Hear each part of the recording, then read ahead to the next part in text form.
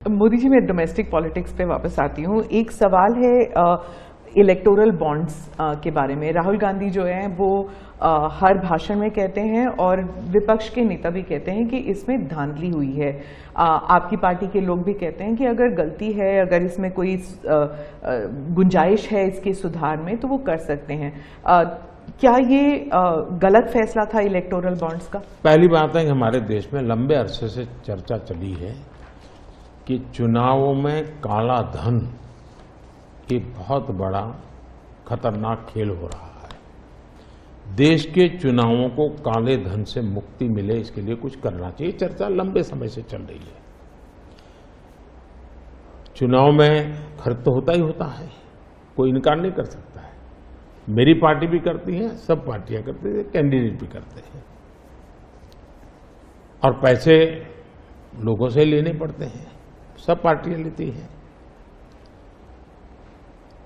मैं चाहता था कि हम कुछ कोशिश करें कि इस काले धन से हमारे चुनाव को कैसे मुक्ति मिले, ट्रांसपेरेंसी कैसे आए।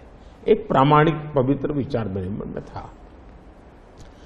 रास्ते खोज रहे थे, एक छोटा सा रास्ता मिला, वही पूर्ण है। वैसे हमने उस समय भी क्लेम नहीं किया था, पार्लियामेंट में डिबेट में सबने उसको सराहा भी था। आज जो लोग उलट पुलट बोल रहे हैं उन्होंने सराहा था, पार्लियामेंट डिबेट देख लीजिए। हमने कैसे कैसे काम किया, जैसे 1000 और 2000 के नोट खत्म कर दिए। चुनाव में वही बड़े बड़ी मात्रा में ट्रैवलिंग करते हैं, क्यों कि ये काला धन खत्म हो। हमने सुप्रीम कोर्ट ने कहा था कि 20,000 रुपये तक पॉलिटिकल पार्टियां कैश ले सकती हैं। मैंने कानून बनाकर, नियम बना करके 20,000 को 2,500 कर दिया। क्यों? क्योंकि मैं नहीं चाहता था कि ये कैश वाला कारोबार चले। फिर मैंने कहा है कि इलेक्टोरल बॉन्ड कि जो पार्टी अपना सीक्रेसी मेंटेन करना चाहती है। होता था क्या, जैसे हम पहले बीजेपी में चेक से पैसा लेंगे तय किया, तो सब व्यापारी लोग हमें आकर के कहें साहब हम चेक से दे ही नहीं सकते। हम कहा क्यों नहीं दे सकते? बोले हम चेक से देंगे तो हमें लिखना पड़ेगा, हम लिखेंगे तो जो सरकार है वो देखेगी कि ये विपक्ष को इतना पैसा दिया, तो हमें तो वो परेशान करेंगे। तो बोले हम तो पैसे देने के लिए तैयार है लेकिन चेक से नहीं देंगे। तो मुझे याद है हमारे 90 के दशक में जो चुनाव में हमको बड़ी दिक्कत आई थी, पैसे नहीं थे हमारे पास और हम नियम लगा के बैठे थे कि हम चेक से लेंगे। देने वाले देने को तैयार थे, चेक से देने की इनकी हिम्मत नहीं थी। तो ये सारी चीजों का मुझे पता था।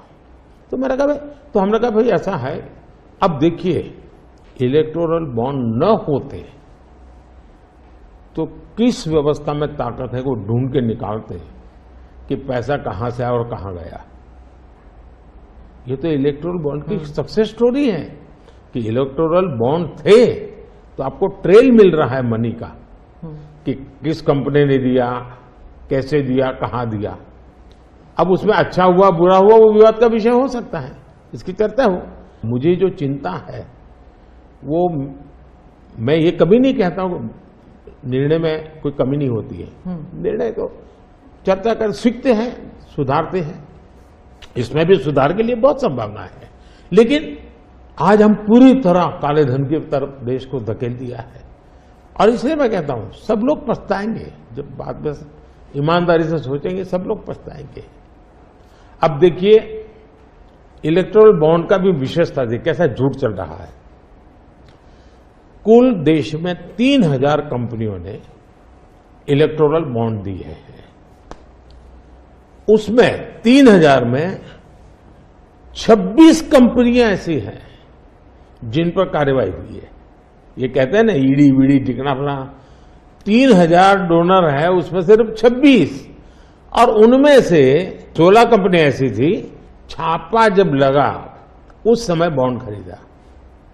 कोई जोड़ सकता है इसको, अगर बॉन्ड खरीदा, लोग ये जोड़ रहे हैं, उसकी विशेषता यह है कि ये जो 16 कंपनियों ने बॉन्ड खरीदा उसमें से 37 पैसा अमाउंट बीजेपी को डोनेशन में मिली। 37, 63% बीजेपी के विरोधी पार्टियों को मिली। अगर पूरे जोड़े जाएं तो हाँ। मैं ये 16 कंपनी जिसका ईडी सीबीआई कोई न कोई उस समय एक्शन भी हुआ और बॉन्ड भी निकला, 37% अमाउंट बीजेपी ने, 63 ऑपोजिशन को। क्या ईडी रेड करे और ऑपोजिशन को डोनेशन देने का कार्यक्रम वर्क करे? क्या बीजेपी ऐसा करेगी?